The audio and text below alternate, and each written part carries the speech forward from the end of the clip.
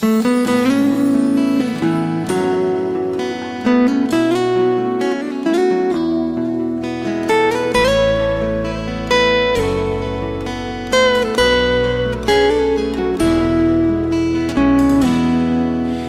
เมืองหลวงแสนสีวิไลจากเดินไกลเข้ามาอยู่บ้านป่ามีภูเขาและพงพนากับทุ่งหญ้าและความจริงใจได้มาพบน้องสาวคนนี้ตกหลุมรักทันทีเมื่อได้พบเจออยากบอกหาอยากให้หูว่าใครคนหนึ่งนั้นคิดจังใด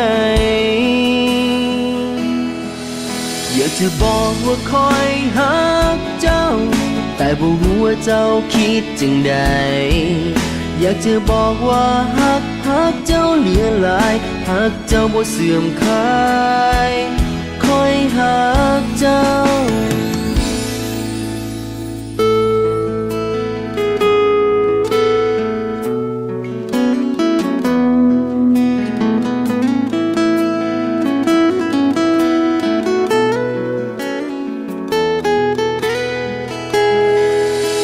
จะบอกว่าคอยหักเจ้า